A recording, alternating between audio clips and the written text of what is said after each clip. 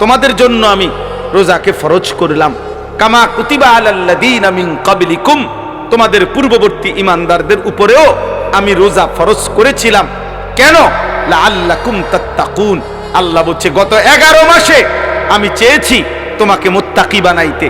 আমি 11 মাস ধরে বলছি ইত্তাকুল্লাহ ইত্তাকুল্লাহ ইত্তাকুল্লাহ, আল্লাহকে ভয় করো, আল্লাহকে ভয় করো, আল্লাহকে ভয় করো, আল্লাহকে ভয় করো। কিন্তু কোনো পাত্তা দিলা না বান্দা, কোনো পাত্তা দিলা না। ঠিক আছে বান্দা যাও, আমি আল্লাহ আবারও দয়া করে সব বাদ দিলাম।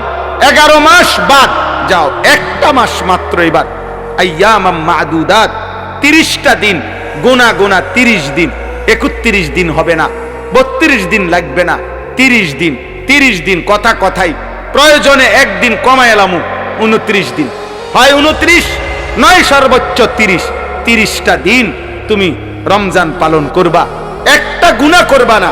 চুরি, ডাকাতি, জিনা, ব্যভিচার, মদ, জুয়া, অশ্লীলতা, বেহায়াপনা, অসভ্যতা, নোংরামি, বেপরদিগি, উলঙ্গতা, অসভ্যতা, হারাম উপার্জন করবা না। আর জিকির করবা, তিলাওয়াত করবা, রোজা রাখবা, ইফতার করবা, সাহারি খাবা, তারাবি পড়বা, শেষ দশকে এতেকাফ করবা, সবে কদর তালাশ করবা, প্রতিদিন কাঁদবা, দোয়া করবা, মুনাজাত করবা।